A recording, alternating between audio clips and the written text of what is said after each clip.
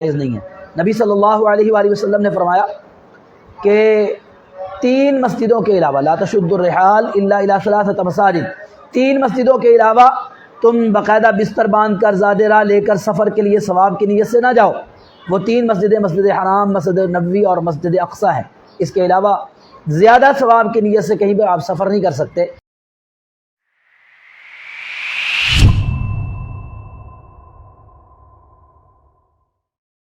والصلاة والسلام علی رسول اللہ اما بعد فاعوذ باللہ من الشیطان الرجیم بسم اللہ الرحمن الرحیم یا ایہا الناس انتم الفقراء الی اللہ واللہ هو الغنی الحمید۔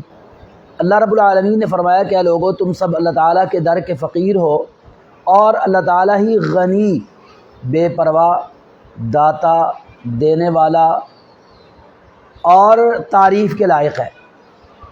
اللہ رب العالمین اس کائنات کے اکیلے خالق و مالک ہیں اور اکیلے ہی عبادت کے لائق ہیں۔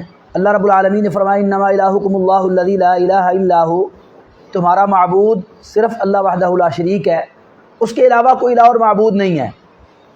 اور اللہ تعالیٰ نے اپنے کچھ نام رکھے ہیں، پیارے پیارے نام۔ اللہ رب العالمین فرماتے ہیں وَلِلَّهِ الْأَسْمَاءُ الْحُسْنَى، اللہ تعالیٰ کے اسماء حسنہ ہیں، خوبصورت نام ہیں، پیارے پیارے نام ہیں۔ اور ان کے بارے میں یہاں پر 2 باتیں اللہ تعالیٰ فرمائی ہیں۔ پہلی بات تو یہ ہے کہ فَادْعُوهُ بِهَا، ان ناموں کے ذریعے اللہ تعالیٰ کو پکارو۔ اور دوسری بات یہ فرمائی کہ وَذَرُوا الَّذِينَ يُلْحِدُونَ فِي أَسْمَائِهِ، ان لوگوں کو چھوڑ دیں جو اللہ تعالیٰ کے ناموں میں الحاد کرتے ہیں۔ الحاد کے 2 معنی ہیں۔ ایک معنی تو یہ ہے کہ آپ اللہ تعالیٰ کے ناموں کا، اس کی صفات کا انکار کر دیں، تو اللہ تعالیٰ کی صفات کا انکار یہ بھی الحاد ہے۔ دوسرا یہ ہے کہ اللہ تعالیٰ کی صفات کے معنی کو آپ تبدیل کر دیں، چینج کر دیں، تو یہ بھی الحاد ہے۔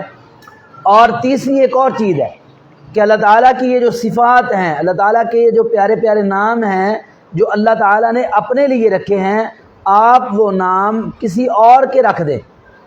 آپ کسی کو اللہ تعالیٰ کا کوئی نام دے دیں، جیسے کہ آج کل کچھ لوگوں نے جناب علی حجویری رحمہ اللہ تعالیٰ کو داتا صاحب کہنا شروع کر دیا اور ان کو داتا کا نام دے دیا، گنج بخش کہنا شروع کر دیا، جبکہ داتا اور گنج بخش یہ اللہ تعالیٰ کے نام ہیں۔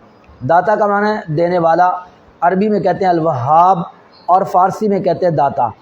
گنج بخش بھی فارسی کا لفظ ہے، گنج کا معنی ہوتا ہے خزانہ، بخش بخشنے والا، خزانے دینے والا، یہ بھی اللہ تعالیٰ کی ذات ہے۔ اللہ رب العالمین فرماتے ہیں یا ایھا الناس انتم الفقراء الی اللہ واللہ هو الغنی، اے لوگو تم سب اللہ تعالیٰ کے در کے فقیر ہو، جبکہ غنی اور داتا تو صرف اللہ وحدہ لا شریک ہے۔ ایسے ہی وَلِلَّهِ خَزَائِنُ السَّمَاوَاتِ وَالْأَرْضِ، تمام آسمانوں اور زمین کے خزانے اللہ رب العالمین کے ہیں۔ گنج بخش بھی اللہ ہے، رنج بخش بھی اللہ ہے۔ اور اللہ رب العالمین نے فرمایا قرآن مجید کے اندر کہ یہ جو تم مختلف بزرگوں کو مختلف نام دے دیتے ہو، کسی کو داتا صاحب کہہ دیا، کسی کو گنج بخش کہہ دیا، کسی کو غوث اعظم کہہ دیا، کسی کو دستگیر کہہ دیا، یہ جو نام ہیں فرمایا ان ہی الا اسماء سمیتموها انتم وآباؤکم ما نزل اللہ بها من سلطان، یہ کچھ نام ہیں جو خود تم نے یا تمہارے آباء و اجداد نے میرے ان بندوں کو دے دیے، اللہ تعالیٰ نے اس پر کچھ سلطان، کوئی دلیل نازل نہیں فرمائی۔ تو اللہ رب العالمین نے جو نام اپنے بندوں کو نہیں دیے، آپ ان کو نہیں دے سکتے۔ اگر آپ دیتے ہیں تو یہ اللہ تعالیٰ کے ساتھ شرک ہے۔ اب دیکھیں نا، اللہ تعالیٰ کی ایک صفت ہے، شرک کس کو کہا جاتا ہے؟ شرک کا معنی ہوتا ہے سانجھا پن، کسی کو اللہ تعالیٰ کی ذات میں یا اس کی صفات میں شریک کر دینا۔ اللہ تعالیٰ کی کوئی بھی صفت ہو، یہ جتنے بھی اسماء حسنہ ہیں یہ اللہ تعالیٰ کے صفاتی نام ہیں، یعنی اصل میں یہ اللہ تعالیٰ کی صفتیں ہیں، اور اللہ تعالیٰ کی یہ جو صفتیں ہیں وہ بطور نام اللہ تعالیٰ نے قرآن مجید میں ذکر کر دیے، کچھ رسول اللہ صلی اللہ علیہ وسلم نے ذکر کر دیے، اور ان کو یاد کرنا، ان کے ذریعے دعا کرنا، اللہ تعالیٰ کو پکارنا ان ناموں کے ساتھ، یہ اللہ تعالیٰ کو پسند ہے۔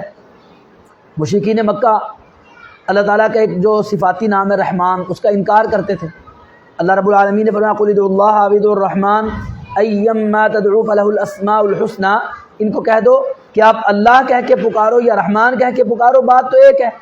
جون سے نام کے ساتھ بھی تم اللہ تعالیٰ کو پکارو گے، یہ سارے نام اللہ تعالیٰ کے ہیں، تو یہ جو اللہ تعالیٰ کے نام ہیں حقیقت میں یہ اللہ تعالیٰ کی صفات ہیں، اور اللہ تعالیٰ کی ذات کے اندر بھی کوئی شریک نہیں ہے اور اس کی صفات کے اندر بھی کوئی شریک نہیں ہے۔ اور پھر ہم کسی کو داتا صاحب کہیں اور پھر اس بزرگ کی قبر پر میلے لگائیں، عرس کریں۔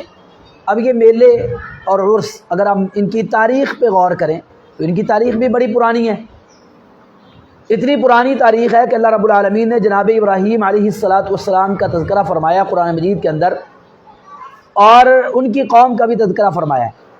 ان کی قوم ہر سال ایک میلہ لگایا کرتی تھی، جس میلے میں دعوت دینے کے لیے وہ ابراہیم علیہ السلام کے پاس بھی آئے جی ہم آپ کو اپنے ربوں کا جلال دکھاتے ہیں۔ فنظر نظرة في النجوم فقال انی سقیم، تو ابراہیم علیہ السلام نے ستاروں کی طرف دیکھا اور کہا بھی میں تو بیمار ہوں بھائی، مطلب یہ تھا کہ میں آپ کے شرک سے بیمار اور بیزار ہوں، میں آپ کے شرک میں شریک نہیں ہو سکتا، آپ کے میلے میں شریک نہیں ہو سکتا۔ تو اس کا مطلب یہ ہے کہ مشرک قوم میں ابتدا سے ہی اپنے جو انہوں نے باطل معبود بنائے ہوئے تھے، اللہ کے علاوہ اور معبود بنا کے جن کی عبادت کرتے تھے، ان کے جو آستانے تھے وہاں پر میلے لگایا کرتے تھے، وہاں پر اکٹھے ہوا کرتے تھے، کھیل کود کیا کرتے تھے۔ اور ابراہیم علیہ السلام کا یہ واقعہ اگر آپ قرآن مجید کے اندر اس کا مطالعہ کریں تو آپ کو یہ حقیقت روز روشن کی طرح سمجھ آ جائے گی، واضح اور عیاں ہو جائے گی کہ ان کی قوم باقاعدہ کھیل کود کے اندر مصروف تھی۔ جب ابراہیم علیہ السلام نے ان کے بتوں کو توڑا تو جناب ابراہیم خلیل اللہ علیہ السلام نے ان کی قوم جب کھیل کود میں مصروف تھی، ایسے ہی ہمارے ہاں ہوتا ہے، نام بزرگوں کا استعمال ہو رہا ہوتا ہے، نام میلے کا استعمال ہو رہا ہوتا ہے، نام عرس مبارک کا استعمال ہو رہا ہوتا ہے، اور وہاں پر ہوتا کیا ہے، ایک طرف لکی ایرانی سرکس لگی ہوتی ہے، وہاں پر کھیل کود اور تماشے ہوتے ہیں۔ کچھ جگہوں پر آپ دیکھیں گے جوا کھیلا جا رہا ہوتا ہے، کچھ جگہوں پر آپ دیکھیں گے بھنگ گھوٹ گھوٹ کے پی جا رہی ہوتی ہے، کچھ جگہوں پر آپ دیکھیں گے کہ باقاعدہ تاش کے وہ منعقد کیے جاتے ہیں مقابلے، اور اس طرح کی یہ موت کے کنویں کے نام سے باقاعدہ مخنثین اور ہیجڑوں کو وہاں پر نچایا جاتا ہے، اور جو میلے ٹھیلے دیکھنے والے لوگ ہوتے ہیں وہ زیادہ تر ان کی سرگرمیاں ان کاموں میں ہوتی ہیں۔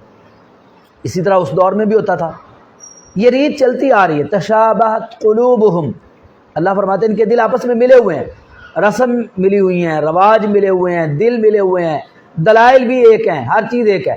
تو اللہ رب العالمین ہمیں یہ سمجھاتے ہیں کہ اللہ تعالیٰ کے ساتھ شرک نہ کرو، بلکہ 1,24,000 یا کم و بیش پیغمبروں کی آمد کا مقصد بھی ایک ہی تھا کہ ساری دنیا کو شرک سے پاک کر کے اللہ تعالیٰ کی توحید کی دعوت دینا۔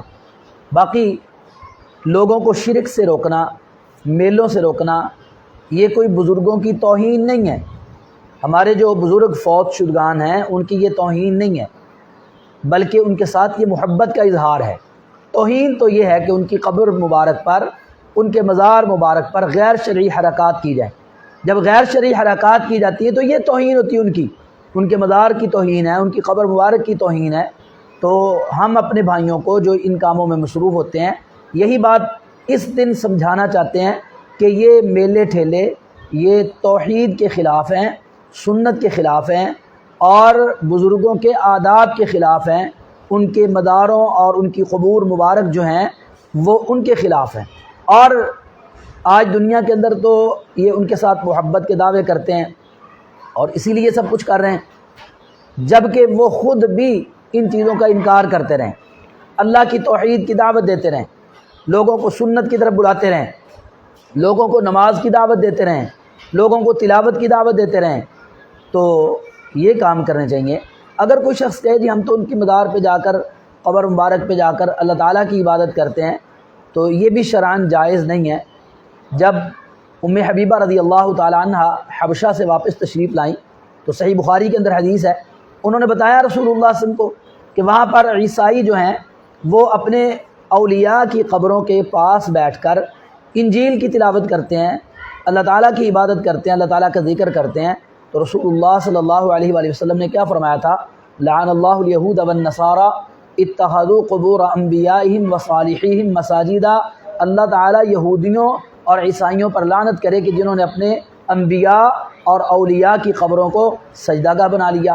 سجدہ گاہ مسجد ہے، اور قبرستان جہاں پر قبریں ہوں، قبر کی طرف رخ کر کے نماز ادا کرنا یہ قبر کے قریب اس نیت سے نماز ادا کرنا کہ یہاں پر زیادہ قبول ہوتی ہے تو شرعاً یہ جائز نہیں ہے۔ نبی صلی اللہ علیہ وآلہ وسلم نے فرمایا کہ 3 مسجدوں کے علاوہ لا تشد الرحال الا الى 3 مساجد، 3 مسجدوں کے علاوہ تم باقاعدہ بستر باندھ کر زاد راہ لے کر سفر کے لیے ثواب کی نیت سے نہ جاؤ۔ وہ 3 مسجدیں مسجد حرام، مسجد نبوی اور مسجد اقصی ہیں۔ اس کے علاوہ زیادہ ثواب کی نیت سے کہیں بھی آپ سفر نہیں کر سکتے۔ تو ہاں اگر کوئی بڑی مسجد ہے، وہاں پر کوئی بڑے عالم دین ہے، وہ جمعہ پڑھاتے ہیں، آپ علم کے حصول کے لیے جائیں، لیکن زیادہ ثواب کے حصول کے لیے اس نیت سے نہیں جا سکتے۔ تو اس سے بھی یہ معلوم ہوتا ہے کہ زیادہ ثواب کے چکر میں قبور جو ہیں بزرگوں کی یا مزارات ہیں، وہاں پر جا کے اللہ تعالیٰ کی عبادت بھی نہیں کرنی چاہیے۔ اللہ تعالیٰ کی عبادت کے لیے جو جگہ ہیں وہاں پر اللہ تعالیٰ کی عبادت کریں اور اللہ رب العالمین کی توحید کے اوپر استقامت اختیار کریں۔ اور یہ میلے ٹھیلے اور بزرگوں کو داتا صاحب یا گنج بخش سمجھنا یا غوث اعظم سمجھنا یا دستگیر سمجھنا، اس کے علاوہ آپ بزرگوں کے ساتھ احترام سے پیش آئیں اور ان کی قبور کا احترام کریں، ان کے مزارات کا احترام کریں، بزرگوں کو اچھے لفظوں سے یاد کریں، ان کے لیے دعائیں کریں، ان کی تعلیمات کا مطالعہ کر کے ان کی تعلیمات کے مطابق زندگی بسر کریں۔ ہماری یہ دعوت ہے، ہم بزرگوں کے خلاف نہیں ہیں، نہ بزرگوں کے گستاخ ہیں۔ آج جو شخص میلوں ٹھیلوں سے روکتا ہے اس کو بزرگوں کا گستاخ سمجھا جاتا ہے، جبکہ ایسا نہیں ہے۔ ہم دعوت دیتے ہیں کہ عبادت اللہ وحدہ لا شریک کی، اطاعت جناب محمد الرسول اللہ صلی اللہ علیہ وسلم کی، اور جتنے بھی ہمارے اولیاء، علماء، صالحین، سلف گزرے ہیں سب کی احترام، محبت اور سب کے ساتھ جذباتی لگاؤ ضرور رکھنا چاہیے۔ اللہ رب العالمین ہمیں شرک سے محفوظ فرمائے، توحید پہ استقامت عطا فرمائے، آمین۔ وما علی الا البلاغ المبین۔